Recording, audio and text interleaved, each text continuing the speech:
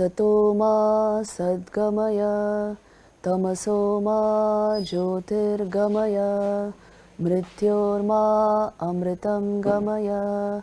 Om Shanti Shanti Shanti.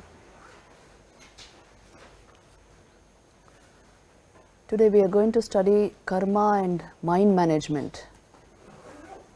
And we are also going to study the types of karma, effects of karma, and how to get out of this karma chakra, karma bandhan, jo kehte hain.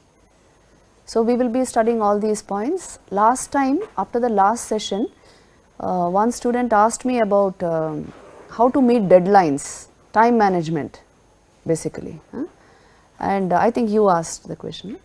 So the thing is, you see, his question was, as a PhD student, you have to meet deadlines on a regular basis, and sometimes we can't meet them. Why? Although we try, we can't do it. So it's a problem in time management. But you know, at the heart of all these, whether you call it time management or stress management or anger management, it is all about, there are different facets of mind management. ये आपको थोड़ा strange लगता होगा. How are they related to mind management? Because just for instance, take your experience of time. You know, there is a something called a linear flow of time and a psychological time. Psychological time alone you experience. You experience time as your mind records it. And you know what that experience is based upon? It is based upon the movement of your thought. See, this is the wonderful thing about time. Psychological time is the only kind of time you experience, and that depends on the movement of your thought. If your thought is, say, very erratic, uncontrolled, then you know your sense of time, it just stretches out. If you are very concentrated, time gets compressed as it were. या आपने देखा है पढ़ाई के समय, have you seen this phenomenon? If you are absorbed deeply in something, say in a math problem, even 4 or 5 hours might pass and you don't realize it. What has happened to time? Same time has flown, but time just flew for you. And if you are not absorbed in something, maybe some class is very boring, you are not getting absorbed in anything, then time hangs heavy on you. Same time. But why does this happen? Time depends on the movement of your thought. Rather, the recording of time depends on the equipment, the mind, which is characterized by thought. So the nature and quality of your thought decides your experience of time. So also with the other things. And that's why we in general will study mind management in order to learn about stress management, time management, anger management, all these managements. Because if you can manage your mind and the thought process, you can manage all of this. Do you understand this phenomenon? It's happening every day in our lives. See, when you go home over the weekend now, though then it will be like 2 minutes for you. And sometimes when you are in a place where you have to put in a lot of labor, you don't like that much, that time just hangs heavy on you. So on an everyday basis, we are experiencing these kind of phenomena, which means very simply, the instrument which is recording time, space and causation is the instrument which influences your experience of time, space and causation. समझ में आ रहा है ये बात? You see, it's a subtle point. So if you are able to handle that instrument well, your experience of time will change. If you stop the thought process, what happens to time? Stop. Time stops. Very good. Does it happen to you every day? Every day, do you stop thought at any time? Which means your experience of time. It happens in deep sleep, isn't it? No thoughts, no time. When you get up in the morning, you don't know whether you slept 4 hours or 5 hours or 6 hours. No sense of time because no movement of thought. What does this mean? The same thing which I am telling you. Your experience of time, which is psychological time, is entirely dependent upon the movement of your thoughts, the thought process. and if you get that under control, your experience of time will change. So यही हम देखेंगे. You see, this is what yoga tries to do for you. क्यों कहते हैं थोड़ा सा 5 minutes of yoga practice every day, so that you are better able to handle your thought process. If periodically you stop it a bit, at least a few fractions of a second, you stay apart from your thought, you are just seeing what is happening in the mind. You get a certain hold over your mind. You get a certain hold over your experience of life, which includes time. So this is the great thing about yoga, you take the whole experience into your hands. If you actually stall time, you stall the mind, the thought process, you stop time. So there are small methods. You see, at the end of this course, the last session, I will give you a small meditation technique which will be very useful to you, how exactly to handle the mind to better our experience of life. But today, this much you should understand, mind management is directly related to managing everything else in your life. And that is why you must get a hold over mind management. Intense levels of concentration, keeping the will in one direction, not constantly changing directions, and bringing in so much of enthusiasm and energy at the task at hand. All this ensures your success in life, isn't it? More than how much you are exposed to what you are taking in, more than all of that, how you handle this equipment is very important for the acquisition of knowledge, for success in life. And that is how we will be studying mind management here. If your own mind is restless, you know what happens? Don't think you become very dynamic. Restless people are not dynamic people. They are just wasting their energy because they can't control the thought process at all. Restlessness is not dynamicity. So if the mind is calm, collected and directed in one direction, going in one direction, then you can generate enormous levels of energy. If it is calm, collected, composed, Vivekananda used to always say this, knowledge depends upon calmness of the mind. So we will try to see how you are able to generate these states, and in a way, actually you see the very definition of dynamicity is intensity of consciously directed energy. Being dynamic means being this. So much of an, आप एक laser को ही देखो ना. What is a laser? Laser beam? It is intense concentration of photons, isn't it? You can do so much work with it. And you can even actually slice very delicate tissue. You can do very sensitive work with it. So also are your mental faculties. If they are sharpened, honed in one direction, concentrated, then you can do enormous work, marvelous work with it. So that is why mind management is very important for success in life. Success ऐसे ही नहीं आता है. A certain amount of your contribution from your side, the subjective side, is required to ensure success. Just changing outside things doesn't get you this success. Now let me tell you this, there are 4 faculties of the mind.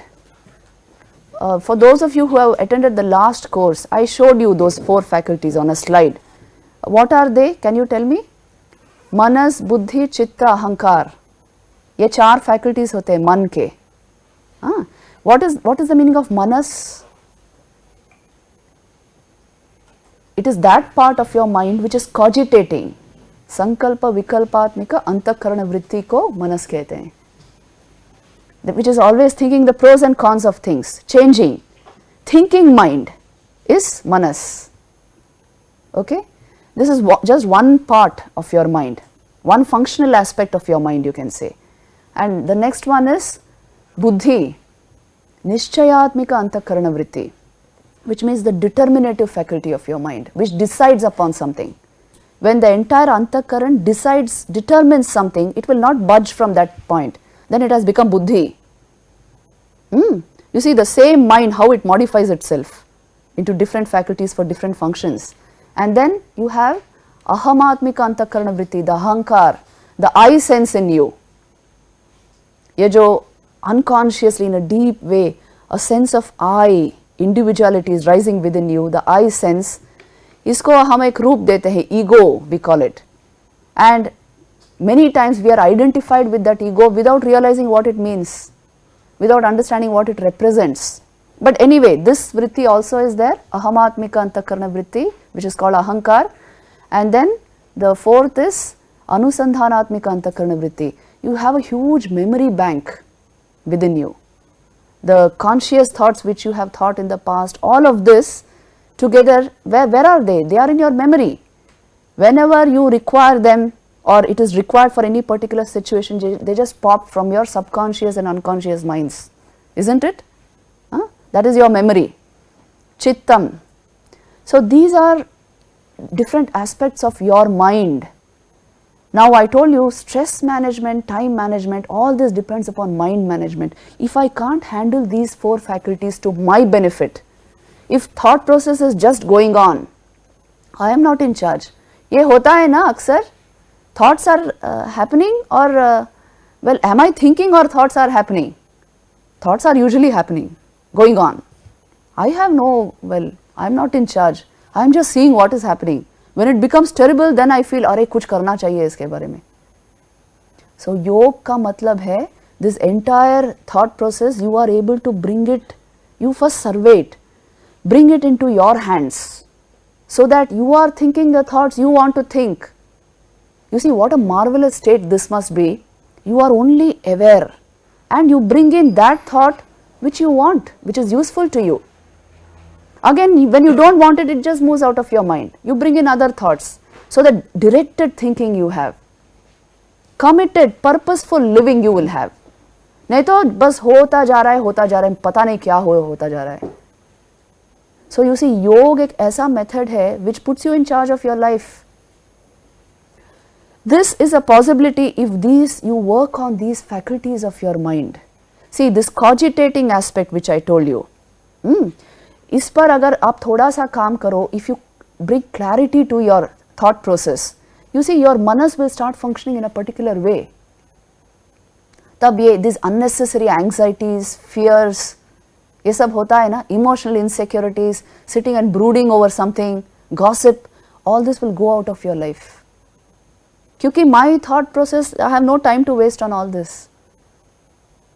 आप जो संकल्प विकल्प हो रहा है आपके मन में, that is purposeful, goal oriented.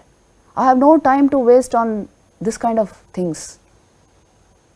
This will come naturally, this seriousness will come into your life. Thoda sa you must pay attention to your thought process. I am telling you, conscious thought process. That itself goes and becomes your memory. That itself goes into the subconscious, it becomes your memory. So once your manas starts functioning in a very conscious way, you become more alert and alive, awake as it were. Vivekananda hamesha कहते थे, what did he used to say? Arise awake and stop not till the goal is reached. So you must become alive to the depths of your being. इसी को मानुष कहते हैं. One who has awakened to the depths of his being, जिसके मन में होश आया है, वो है मानुष, मनुष्य. Otherwise you are half like sleepwalking, you know. Not at all aware, not at all conscious of what is happening, just drifting through life. So then life will take you anywhere. So understand each of these faculties, you can bring it into your hand. This second one which I said was after manas buddhi, the determinative faculty. This should absolutely be in your hand, isn't it? When you want to apply your mind, you should be able to apply. Suppose something is not good for you, not useful to you, you must be able to turn your mind away from it. नहीं हो रहा है तो हो रहा है, अब I have no hand in the matter. It's not like that. The buddhi should be so fine, refined and committed. It stays on what you want to achieve. And then you have this ahankar. इस पर थोड़ा सा तत्वज्ञान चाहिए इसके बारे में, because you must understand what the I means. Have you thought about it any time seriously? The I which you are trying to build up, which is very important. It's the functional entity in this world, the interactional entity in this world. What is it about? What does it signify? What is the permanent aspect of it? या फिर the changing things only I am calling I. You see, you were a baby, you were an infant, then you became a young person. Your body is constantly changing. Your mind is changing all the time. So what is the I? एक permanency है क्या उसके बारे में? This naturally should come to us. So understanding the ego sense in depth, it is part of the learning process. Don't think it is some special योग वेदांत जो हम आपको बोल रहे हैं. It is part of learning process, because if your I reflects on itself, you will become a very mature adult. You understand? It is not just messed up, or you can say entangled with unnecessary things. If your I is entangled with unnecessary identities, you know, जब peer pressure होता है, you may just identify with the thought currents of your friend, whether they are good or not. So your identity is invested in your affection to your friend. So ऐसे identities, they may not be useful to you. Or that day, as he said, you are identified with some celebrity. Your sense of identity will be very clear, very firm, only if it has reflected upon itself. Please see this. थोड़ा सा इसके बारे में original ज्ञान होना चाहिए. कोई सिखा नहीं सकता. क्यों नहीं सिखा सकते? आपका परिचय क्या है ये आपको ही समझना चाहिए ना. Can anybody tell you who you are? Can I tell you who you are? So this entire research is personal and original. You must first of all doubt this sense of I. Try to see what is the permanent thing about it, and dive a little inside. See what is the permanent aspect of you, what is unchanging through all experiences, and you will naturally step into Vedanta. क्योंकि वेदांत का सार यही है, वो इस अहम तत्व का the मूल, the root, the source of it is tracking. So I will not go into this Vedanta just now, but towards the end of this talk we will go a little into it. What I am trying to tell you is, all of these different faculties are available to you at any given point of time. थोड़ा उस पर विचार करना है. This is the key to mind management. Look at the last faculty, what we call Chittam. Chitta, that is your memory bank. All your conscious experiences have gone into the subconscious, unconscious, and become your memories. And they pop up anytime. And you suddenly feel, ये चिंता कहाँ से आई? This thought came from where? At once upon a time it was your conscious thought. You put it into your subconscious. Now it's popping up again. So most of your thoughts are like that, they are memories. Please check and see just now. They are coming from what you have fed previously through the conscious mind. Conscious mind works like a gate. What you put in will go in. What you stop will stop. If you allow something to go in, it will go and settle in the subconscious. After some time, it will come out as memory. So this, your memory bank, is another huge aspect of you. And you are interpreting life's experiences through these faculties. So इन पर थोड़ा hold लाना चाहिए. योग यही करता है. See, the very first श्लोक, sutra of Yoga Sutras. Patanjali Yoga Sutra सुना होगा आपने? What is the very first sutra say? Yogastu Chitta Vritti Nirodh. Very good. It is stopping the vrittis of the mind, stopping thought. Why should you stop thought? Why should you? Because if I am identified with the thought process, what will happen? It will just carry me away. If just suppose you are angry, if you are totally identified with your anger will blow you away first, and then the person in front of you also. But if you are a little distant from that anger, you are seeing it. मेरे मन में जो हो रहा है वो मैं देख पा रही हूँ. If this is your experience, neither will you get blown away by your anger nor the person in front of you. In fact, anger will not manifest. समझ में आ रहा है? Why? You have created a distance between you and the thought process. ये संभव है ना? ये होता है ना? You see, in any situation, if you are identified with that particular emotion, that particular thought, then you are under the spell of that thought. If you refuse to be identified with it, if you are seeing it as you see anything else, as you are seeing the screen, if you are a little distant from it, then you can control it. You can control its effects. So that is why Yogastu Chitta Vritti Nirodh. Stop thought for some time. See the thought process as a witness. यही बोल रहे हैं उस सूत्र में. You are always the witness. By mistake, occasionally you get identified. This is the truth about your mind.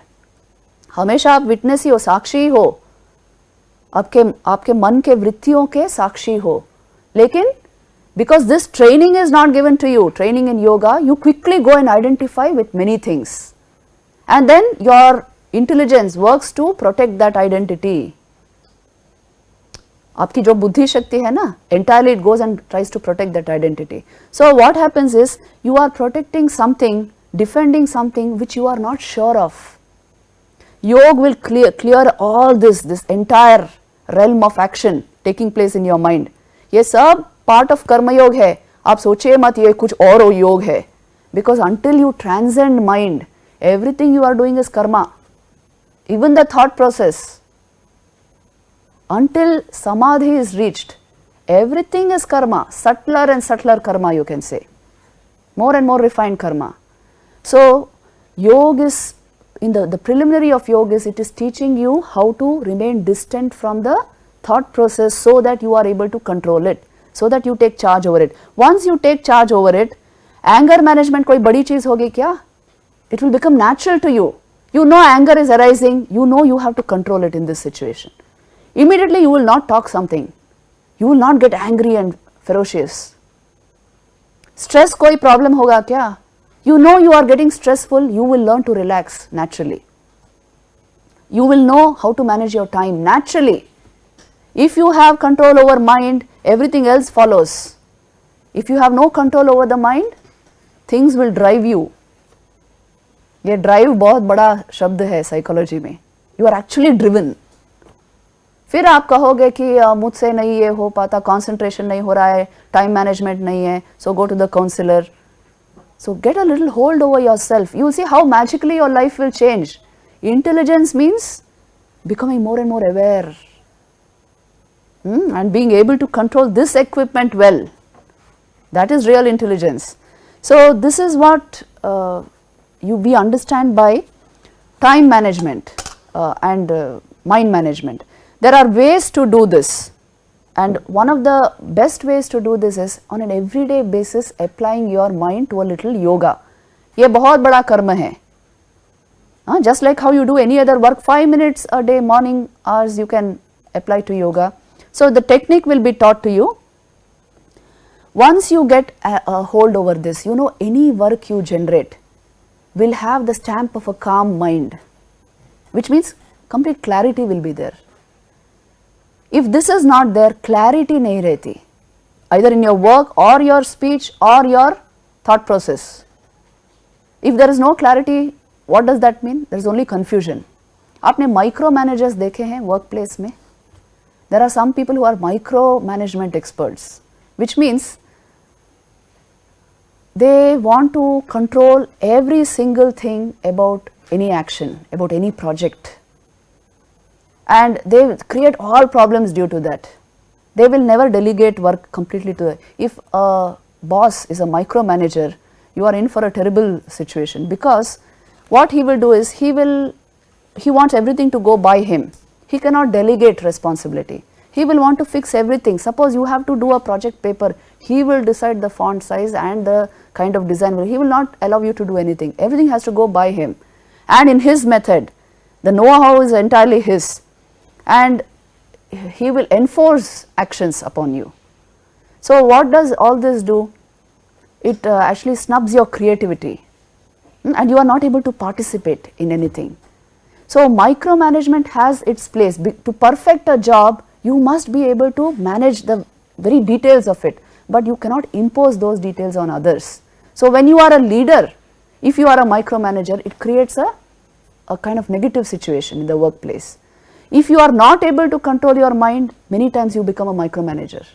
ये देखा है आपने? Because the mind is so restless, the person will constantly want to, they will keep, it's called checking in to their employees. They want to check into everything, and they will direct every job that is to be done at the workplace. And everything has to run by them, it has to be done the right way, they cannot motivate people, they are indecisive. So ये सब problems क्यों होते हैं? देखिए, indecision is another example you can take for, it is the result of bad mind management. The Nishayatmika Antakarana Vritti is not fixed at all. So you are indecisive. So how will you lead a group if you are like this? This is the difference between good leaders and bad leaders. You see, a good leader is basically very composed, sure of himself, completely confident. Why? Thought process is so clear. Plans are so clear in the mind. Project is so clear. He knows how to have it done. And this clarity is not there in a bad leader, in a mere micromanager. And that is why that creates a vast difference. If mind management has become a habit with you, you will be calm, composed, collected at any given moment of time. So it will show in your work. And that naturally leads to leadership qualities. Look at these differences which I have put here between good leaders and bad leaders. These are key differences. Good leaders will concentrate on results. Bad leaders will worry about status. Good leaders will hold people accountable. Bad leaders are, well, they themselves are not accountable. So they just want to be popular or want to be well accepted. The entire striving is for that. Good leaders will strive to be clear. They know that is the key to success. Clarity of your thought process. Bad leaders have a need to be right. Good leaders will encourage dialogue. Bad leaders will prevent dialogue. Why? Your dialogue, your speech shows the clarity, isn't it? Then good leaders engender trust, but bad leaders won't do that. They aren't vulnerable. So you see, there's a marked difference between the two ways of working. If you have brought your mind under control, naturally you will generate very high leadership qualities. And without that, you are working at something which somehow you are managing it. So a leader of a group cannot manage like that. आपको leadership skills सीखने हैं, you must first work out on yourself. The entire process of yoga, it is changing the subjective mechanism in order to achieve great objective results, isn't it? So a little work on that is required. You see, the fundamentals of core leadership skills for every career, this is something you must know. First thing is self-awareness, that is why. Look at the slide. Understand your strengths and weaknesses, identify gaps in your skills. You must be well acquainted with yourself. Then you will know how to handle any situation. Self-awareness is the very first thing. Have you ever seen a restless leader or a leader who is completely off balance? Then you don't call him a leader, he may just be a boss, screaming and shouting and trying to boss over others. Self-awareness, calmness, this is the first thing. Then communication skills, you are clear about everything. You see, write clearly, speak with clarity, and always use active listening behaviors. Listening also is part of communication. Do you know that? Do you listen properly? अभी अभी देखो, सुन रहे हो या और कहीं है मन? Ability to listen is a great art. Listening means absorbing. If you listen with complete concentration, you are actually taking the thing in, soaking it in. So develop this art. It's a way of learning. And then influence, communication, communicate your vision, align the efforts of others and build commitment at all levels. All this is very good, but remember your influence, finally the influence you assert on others is due to your well developed personality. अगर ये चीज़ lacking हो, no matter how much you try, you don't know what kind of influence you're casting. The very sight of you should bring that reliability in people. अगर ऐसी personality बन जाए, you will be a natural leader anywhere. Then learning agility. You know, great leaders are always learners. You read their lives, the lives of all these great people whom we have been discussing. They were, everyday basis they were learning. Because the mind has been kept free to grow. It has not got enmeshed in unnecessary things. So learning is constant with them. Be in a learning mode, value and seek out the lessons of experience when needed. They are on an everyday basis learning. He alone can be a great teacher who can be a great student. Please know this. You must be able to give your mind that scope to be constantly in the learning mode. So all these are fundamental characteristics of leadership which you should know. It is entirely dependent upon, आप देखिए, mind management. All of these are mental faculties, isn't it? Self awareness, communication skills, influence you assert, learning agility, it's all to do with your mind. ये भी बोल रहे हैं mind management is the one essential thing to shine in life. अगर इसको ignore कर दो, you are just adjusting the outside, adjusting your employees, your colleagues, your workplace, that alone is not enough. So this is the basic thing which you have to know in developing leadership skills. Now, after this, let's go into the types of karma that we are capable of. I am not going to talk about career options. You can go to any website and learn about that. That's not what I am going to talk about here. But you must know from this personality, from the subjective end, what is the kind of karma you can create. First of all is physical karma, yes. Then I told you mental karma, even mental processes, thought processes are also karma. Through your will you generate karma, through any of your faculties, mental faculties, you can generate karma. And so there are, you can say, different types of karma. Like for example, you might have heard, ये सब शब्द हैं हिंदी में, अन्नदान है. जब आप कुछ करते हो in the form of giving food, you call it अन्नदान. Then there is विद्यादान, है ना?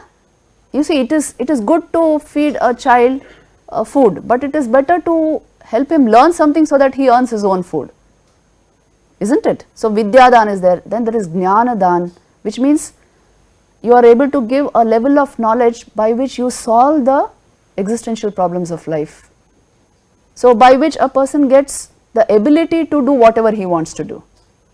This training is Jnana. So like this, different forms of contribution, different forms of karma can be done. The genius, the important thing about karma is a real genius of a yogi will convert anything that comes into his ambit into yoga. इसका मतलब यही है कि whatever comes into your life, you see, whether you are an engineer, whether you are a manager, whether you are just now you are a student, anything that comes into your life, you must have the intelligence to convert it into yoga. उसी को ऐसे करना है कि our mind is able to remain at a particular level due to that. It is able to enhance us. It is able to elevate us. If you are able to do that, then you are a real genius, I would say. Because this is the nature of a yogi, you know. Anything that comes into his life, he is able to convert it to yoga. इसलिए ऐसी बात नहीं है what type of work we do. Any work coming into your life can be used to enhance your life. इसके लिए बहुत सुंदर stories are there in our culture. I will just tell you one which Vivekananda says in his Karma Yoga lectures. Just pay attention to this story because it has great lessons to teach us. What do we mean when we say any work can be done as a yoga? योग का मतलब अभी तक आपने क्या समझा था? To go and sit in a mountain cave or to sit at least in a shrine, that is yoga. Now you must change your thinking.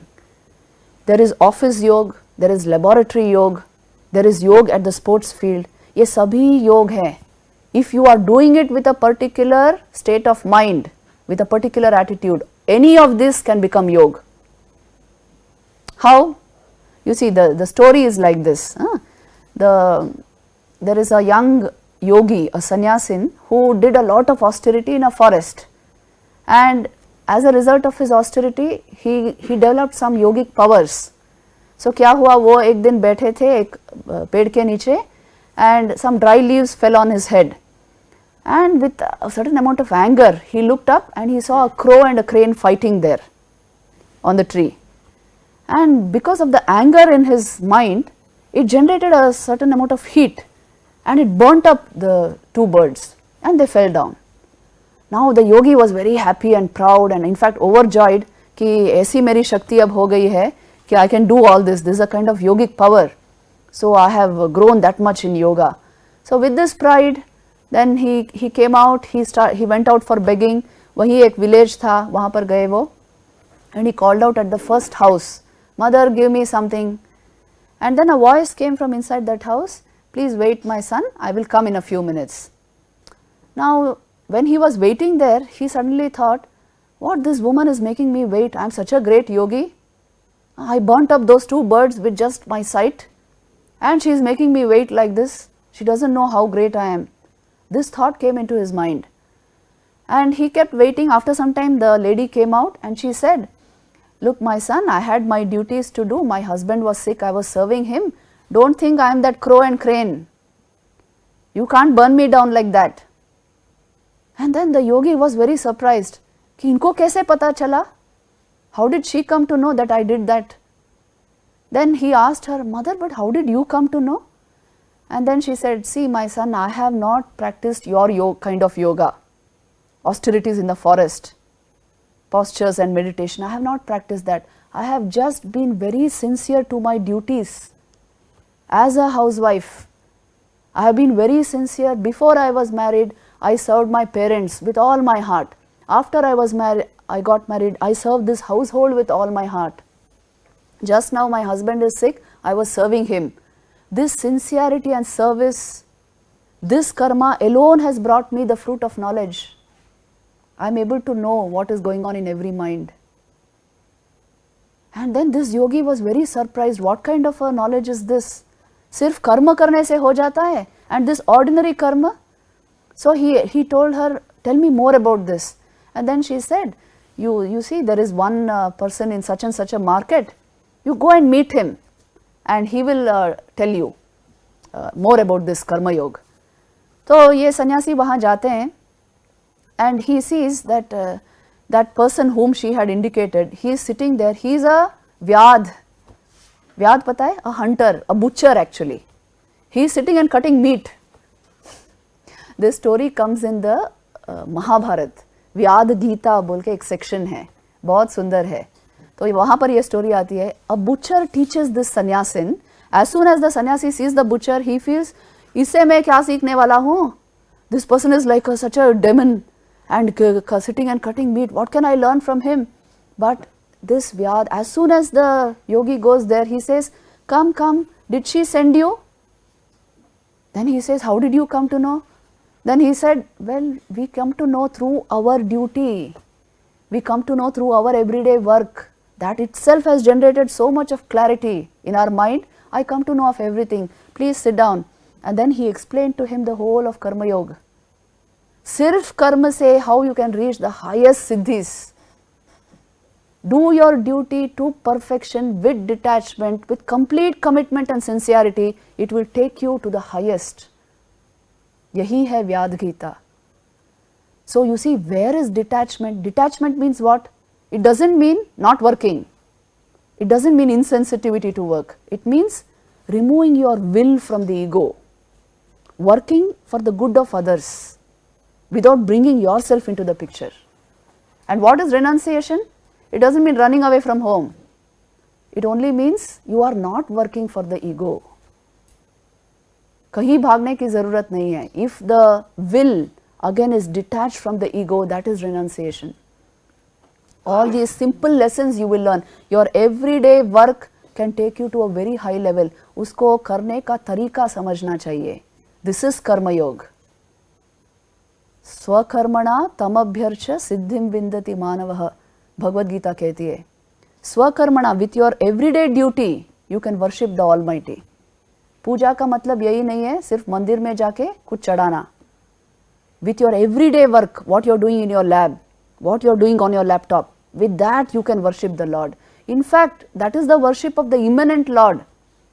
आपको पता है, we have two, आप अगर वेद वेदांत पढ़ो ना, two aspects of God are given. One is the transcendental aspect, that God, maybe you have deified him in a deity in the temple and you think that worship alone is worship, but he is actually distributed entirely in his creation. The consciousness in each one of you, which is shining in your eyes, that is the immanent aspect of God. Tat srishtva tadeva anupravishat. When you serve another person, you are actually worshipping the God in him.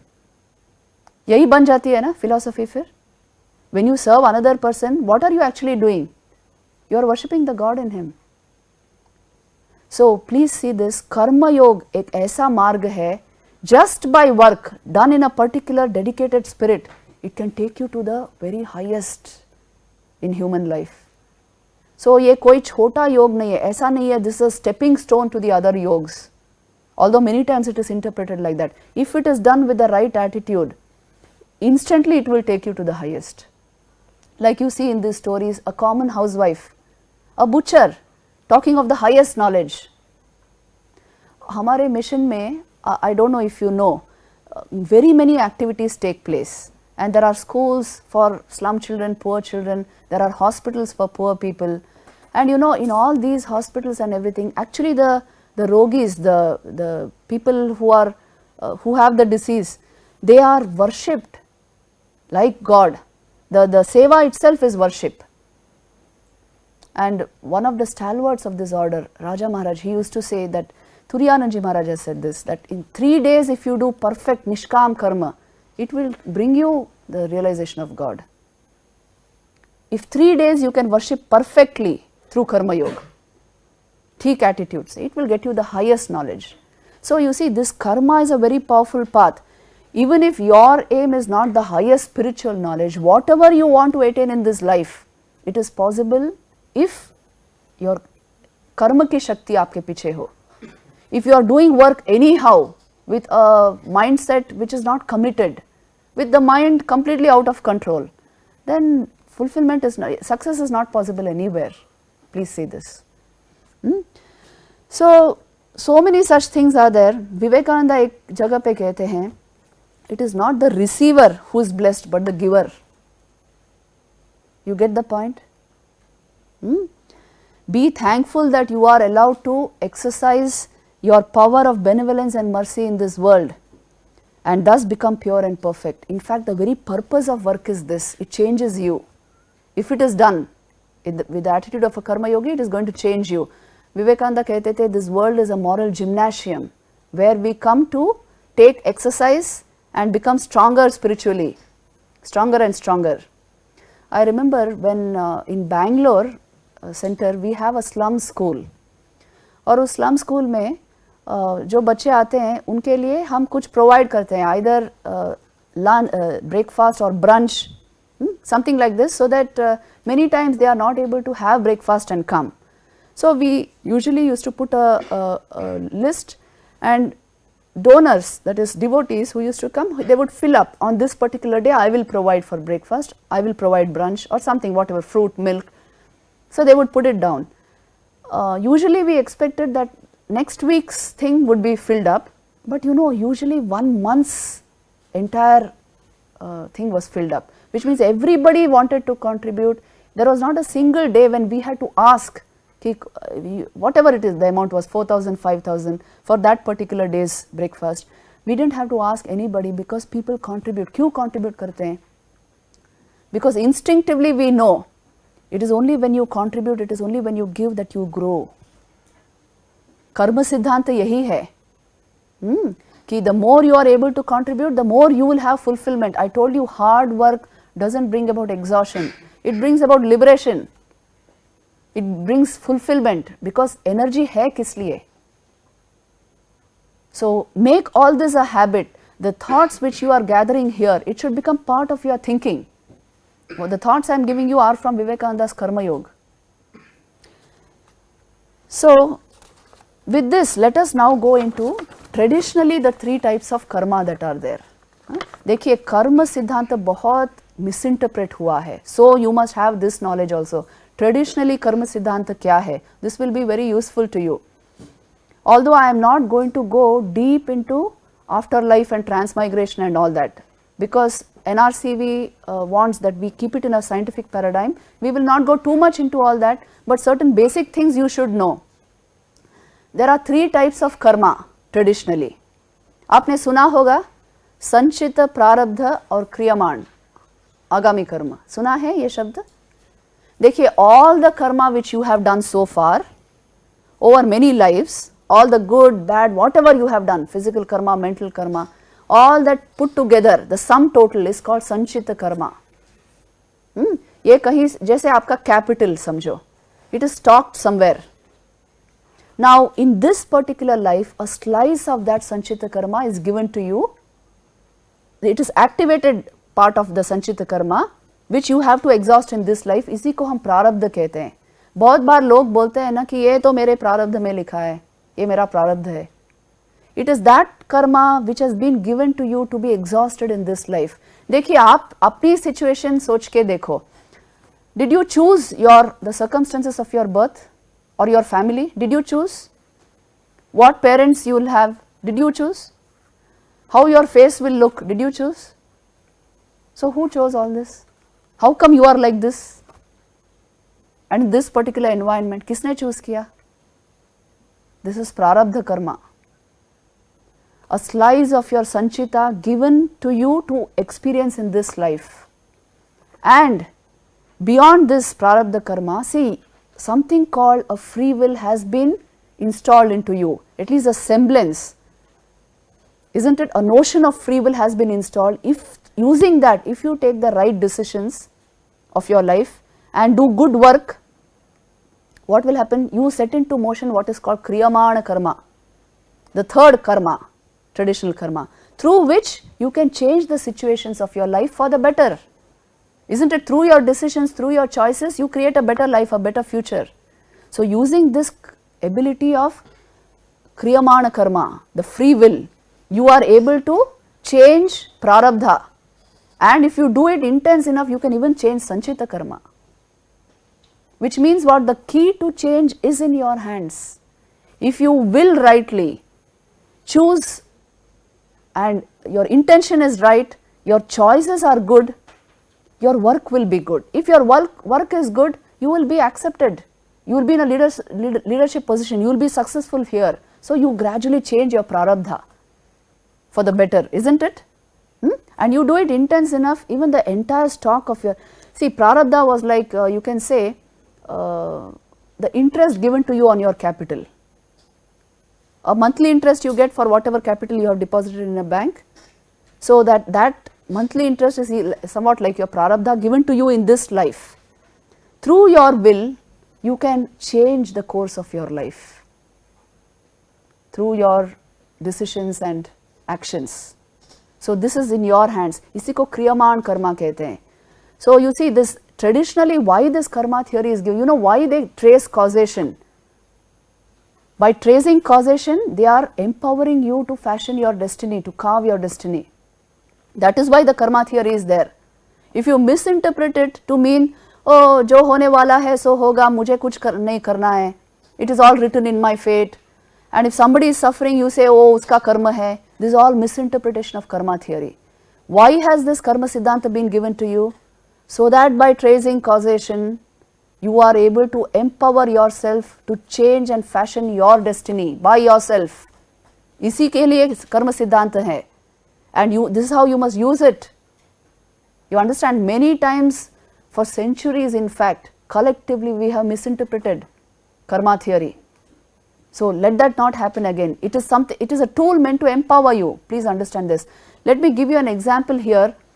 आप सोच के देखो the case of Arjun and Karna in Mahabharata.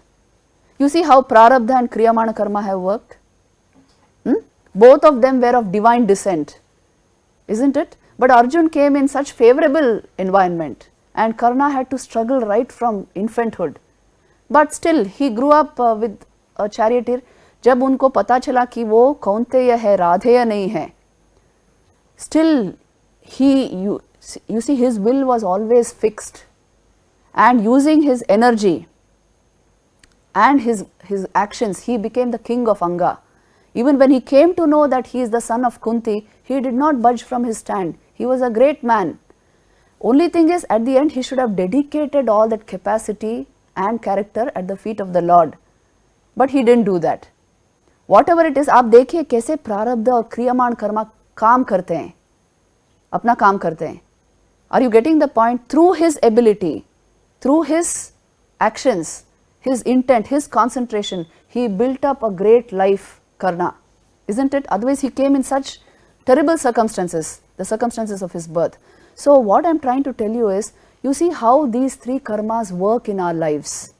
It is possible for you to change the course of your life now and in the future through these karmas, through the power of these karmas. Kriyaman karma is actually in your hand. Using it as a powerful tool, you can change prarabdha and sanchita. Now see for yourself how you are able to do it. If you actually read the lives of great people, जैसे for example the life of Gautam Buddha, आपने जतका tales पढ़े हैं? हाँ, छोटी उम्र में पढ़े होंगे. Every Jataka tale is a life, one of the lives of this Buddha, previous lives, जिसमें उन्होंने इतना अच्छा कर्म किया है. It is a life of sacrifice and dedication and service. The cumulative effect of all this was the creation of a Buddha finally. There is enormous, great karma, karmic backpack you can say, which is responsible for higher realization. Without this standby and without this backup of great karma, you cannot progress spiritually. So please understand, this is a very important thing which we are discussing. One more thing which you should know here is why we misinterpreted karma. जिससे अभी हम ये ना करें. Let this never again become a kind of a philosophy with us. If you see suffering and if you say वो उसका कर्म है, you know what you are doing? You are generating enormous negative karma for yourself. This is not the purpose of karma theory. Karma theory should only empower you, should only make you go forth and help others. A karma yogi's predisposition is like that. If a child is begging, isn't that an insult to whole humanity? Think and see. Your blood should boil when you see a child beg. Namby-pamby people cannot become karma yogis. To become karma yogi, you must have such a solid will and an intent which is all consuming, which is totally committed to the good of others. तभी आप कर्म योगी बन सकते हो. The whole life, the surge of life energy in you is meant for that. Then you can become a karma yogi. Vivekananda ऐसे थे, आपको पता है? That is why he was a Vivekananda. Intense feeling for others. Intense commitment to do good to others. He used to say, they alone live who live for others. The rest are more dead than alive. You are not alive until you are able to make such a contribution to the lives of others. अपने आप अपने individuality में रहने का क्या glory है? बोलिए आप. You don't even know what that individuality means. At one point Vivekananda says, do you feel, you just look at these words, they are his own words, so they are very powerful. He says, do you feel that millions and millions of the descendants of gods and sages have become next door neighbors to brutes?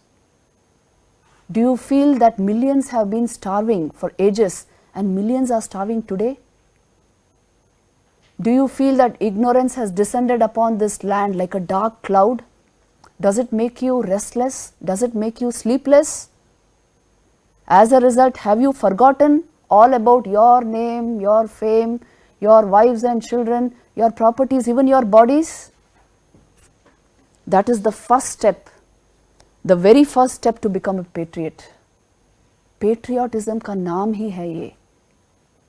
You are completely out of the picture. The entire life force is going towards the welfare of humanity. And then Vivekananda says, for the next 50 years, forget all these vain gods. This is the only worship now that there is, the worship of the Virat, the immanent God, consciousness shining through all living beings. You worship him through service. This is Karma Yoga. It is worship इसीलिए. दूसरों के लिए काम करना वही पूजा है. कर्म ही पूजा है. कर्म और पूजा दो अलग चीजें नहीं हैं. Starting point you may say, well, work is one thing, worship is another thing. Work and worship. Slowly you will see work as worship. Finally you will see work is worship. So this is the great philosophy of Karma Yoga which our scriptures are giving us. इस पर थोड़ा आपको attention देना ही है. आप याद रखना, in your life Karma Yoga will play a major part. दूसरा योग आप कितना करेंगे I don't know. But you are committed to, in a way, working for long hours. So make some such philosophy your own so that you know how to proceed in life. You have something great to connect with all the time. सो विवेकानंद का कर्मयोग थोड़ा at least आपको पढ़ना चाहिए. It's a small book. Try to get it and read it. Then after this, एक स्थान में तो you see Vivekananda used to get very emotional about this because he just wanted to lash up everybody, awaken them to the need to work. For centuries we have been sleeping. आपने Indian history पढ़ी है? Why we suffered the invasions, why we suffered so a kind of slavery for 1000 years, misinterpretation of karma theory. Because yoga requires a certain amount of stillness in your system, you apply that to work also. That, well, there no need to work. This is a totally wrong outlook or a totally wrong philosophy of life. If you are not prepared to work, you are not going anywhere. Please remember this. Collectively, we sort of misinterpreted karma theory and we had to suffer for it. So, एक जगह पे तो विवेकानंद कहते हैं, may I be born again and again and suffer 1,000 miseries that I may worship the only God I believe in, the sum total of all souls, and above all my God the wicked, my God the afflicted, my God the poor of all nations. This is the special object of my worship. किसने कहा है अभी तक my God the wicked? See, this is the spirit of the karma yogi. So, all these great ideas you must capture and make it your vision, your philosophy of life. Then तभी सार्थक होगा कर्म योग यहाँ पढ़ना. Now we will go into a few more things. See, at one point I had told you 3 effects of karma. Connected ideas I am giving you, so try to catch them. See, these are the 3 effects of karma which I have told you already in one session. One is, whenever you perform any action, there is an external effect, a physical change due to the action upon which you have to keep an eye so that your work is perfect. Then there is an internal change which is the creation of sanskar due to the action, which creates your character basically, because character is nothing but the sum total of your sanskars. And the third effect which you can't see, what is called karmashaya, is the cosmic effect, the unseen effect of which is of the nature of recompense or retribution. इसका मतलब क्या है? What is this third effect? देखिए, हम जो कर्माशय कह रहे हैं ना, that is nothing but potential कर्म फल. अभी अभी हमने जो संचित कर्मा we studied, this संचित Karma is nothing but the collection of your कर्म फल done over so a long period of time. The total amount of karma which you have done becomes your, the entire karma fal becomes your sanchit karma. So, you see, this third effect of any karma goes to get you your sanchit karma and become, a slice of that becomes your prarabdha. It again enters your life in different ways. So, yaad rakhiye, this is a law which nobody can deviate from. Nobody can actually get out of this, outstep this law, because it is a law. It is causation theory. It is the connection between cause and effect. The force you have put into motion is going to come back to you. So, put forth such forces, such positive forces, that life becomes all positive, always. This is in your hands. It should give you the seriousness to do this. That is why karma siddhant hai. Somehow leading life, anyhow leading life. You know, people who are very corrupt don't mind being corrupt. So, ऐसे लोगों को the seriousness of the karma siddhant has not come into their lives. Exactly what you are going to do to others is going to come back to you. Sometime, some place, somewhere, somehow. ये seriousness आना चाहिए life में. What you sow, that you are going to reap.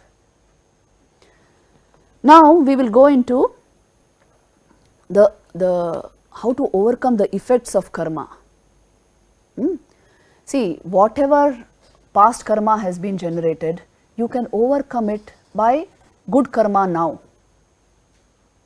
ये समझ में आ रहा है? So long, this is what we have been discussing, that through your will, through your actions, you can change the course of your life, isn't it? By willing rightly, you can change the course of your life. You see, if you have wound a particular thread like this, you can unwind it like this, isn't it?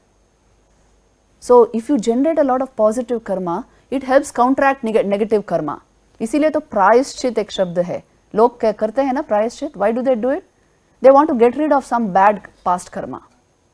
There are ways to overcome karma. In the second session, I think second and third session also, I told you about the yogic way of understanding karma. क्या था वो? Do you remember? What is what are all our problems due to? If you say karma, then actually basically they are due to kleshas. You remember we had discussed this. They are 5 in number: rag, dvesh, bhay, asmita and avidya. The source is avidya that generates rag, attachment, dvesh, hatred, bhay, fear, asmita, the undeveloped ego sense. The source of all this is avidya. So the yogic system, how it sees how to get out of this karma chakra is to destroy these kleshas, to reduce them to the what they call tanu karana state, means a state where they become completely deactivated. How can you reduce fear to that state? Just think and see. Or any emotion, how can you reduce that? By replacing it with good emotions. Pratipaksha bhavanam is a very huge theory of Patanjali Yoga Sutras. इसका मतलब है जब negative feelings मन में आते हैं, see practically this is how it will be useful to you.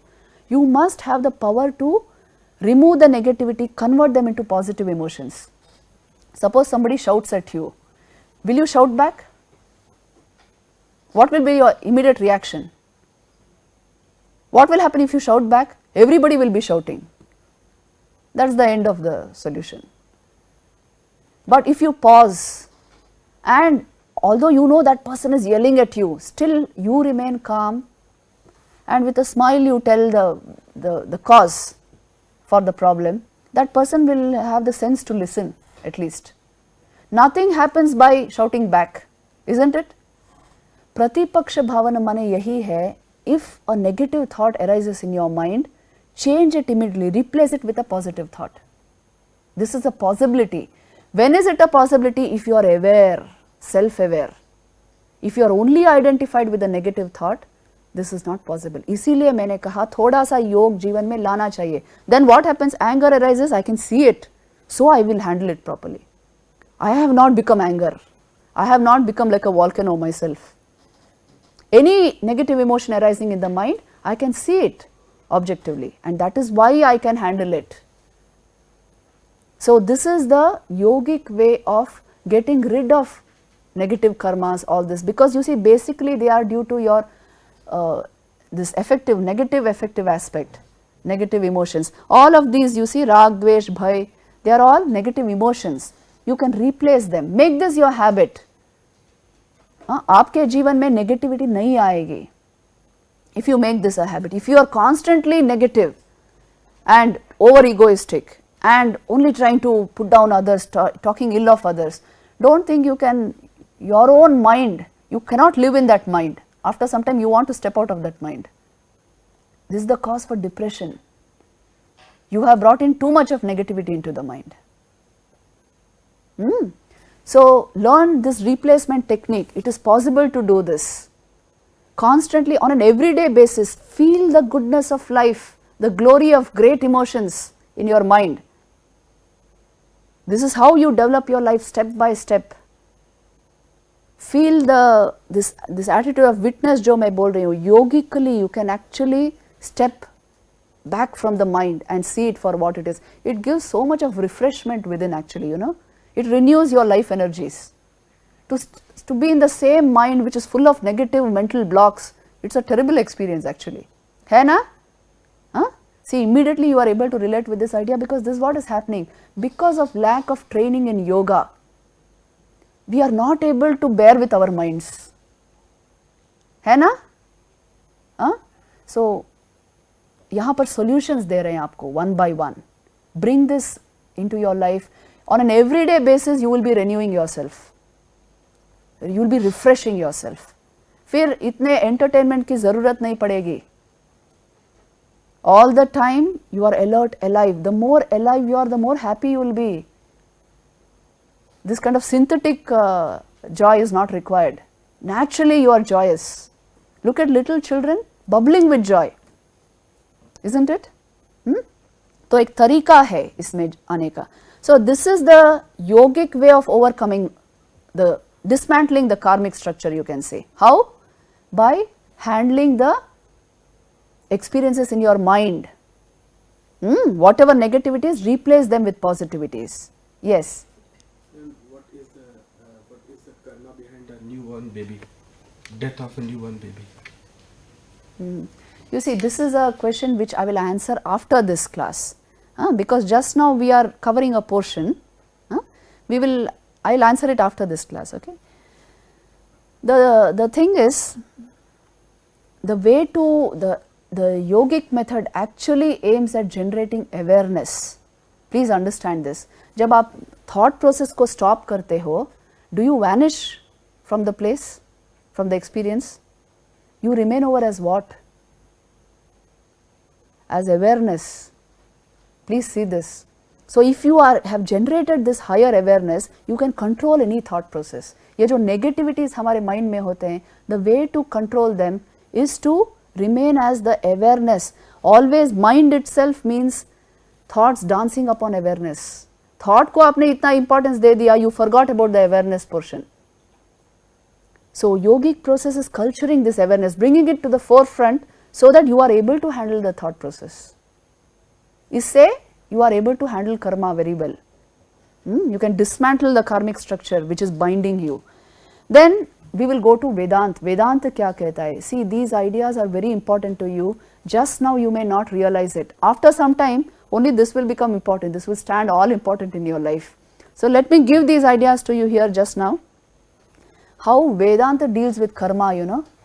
It will ask fundamentally who is the doer. किस पर कर्म फल आ रहा है?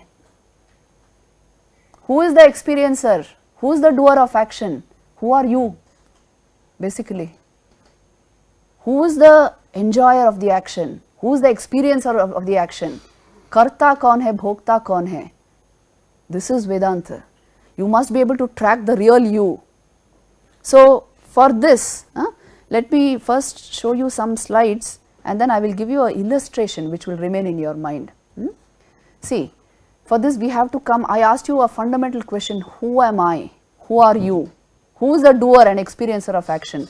Now you must know the difference between Vedantic thinking and classical Greek thinking, Western thinking.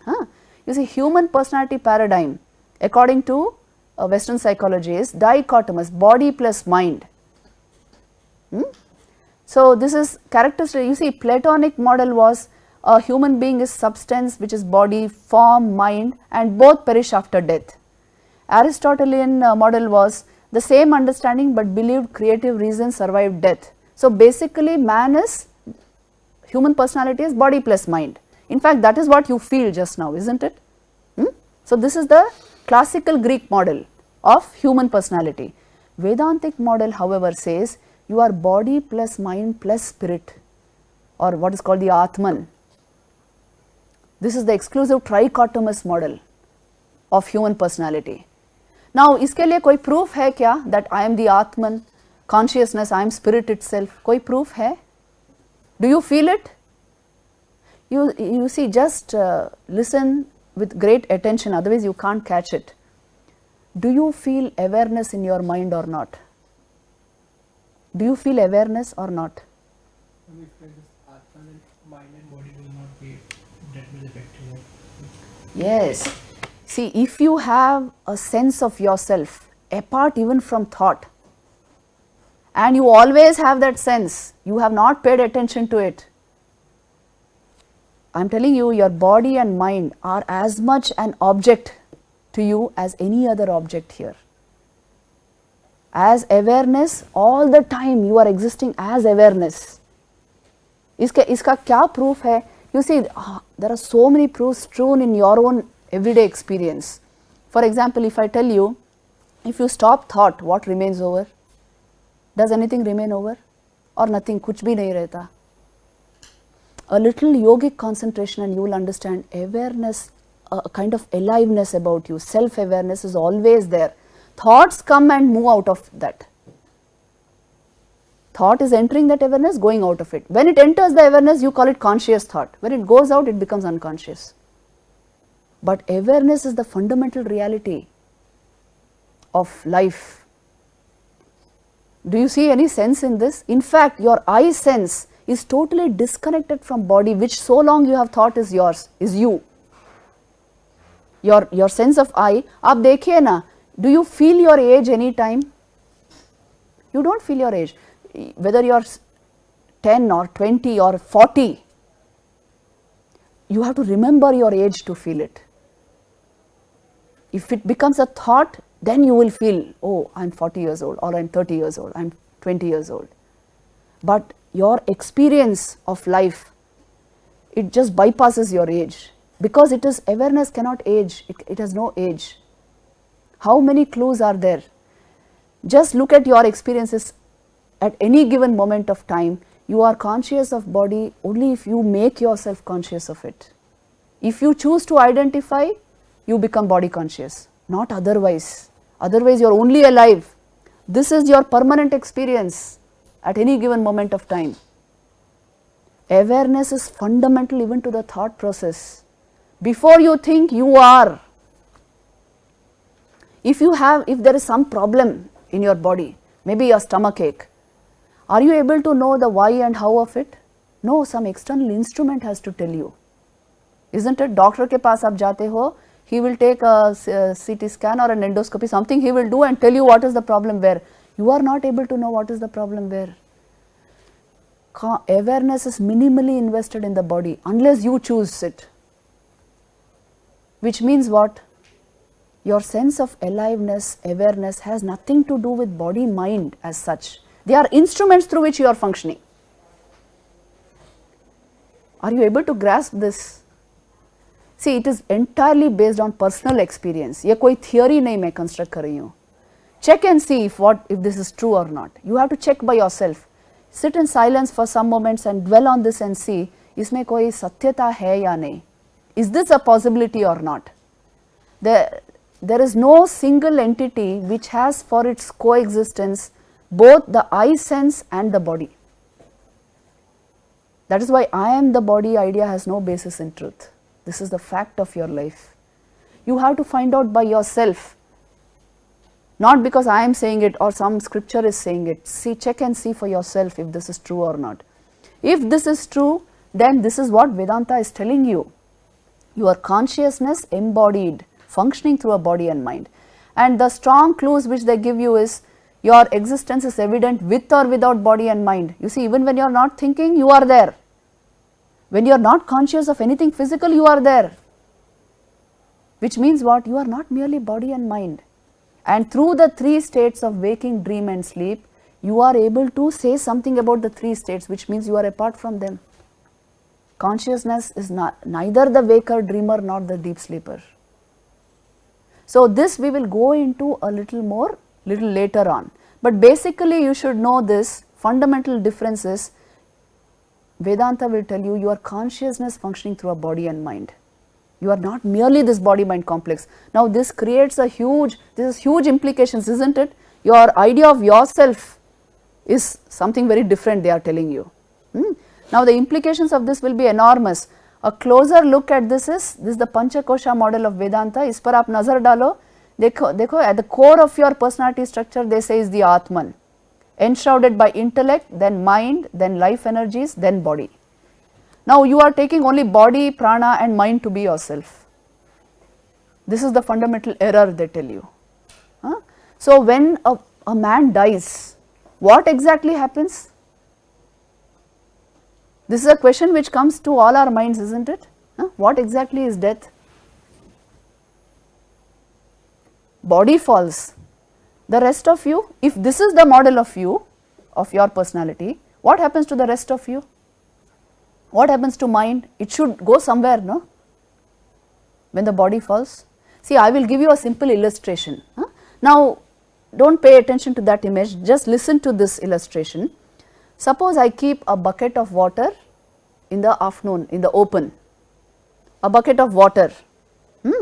The sun which is shining in the sky gets reflected in that bucket of water. Now, as an illustration, I will say this bucket is like your body. The water inside the bucket is your mind. the reflected sun in that water is your ego sense, your I sense. Now, if you consider your body to be this bucket, if the bucket starts leaking or gets damaged or something, then you will shift the entire water and that reflected sun along with it. The water basically you will shift into another bucket, isn't it? An empty bucket there, you will shift it there. So, you will say the water transmigrated, reincarnated in another bucket. If you think the body is like the bucket there, the body fell, so the water got transferred into another bucket. But tell me truly, if you are only that sun shining in the sky, consciousness, have you transmigrated?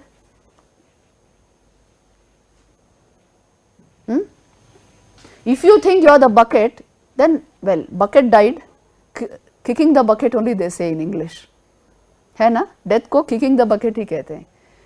What exactly is death? This is what I am trying to tell you. Body falls, but the rest of you is carried over.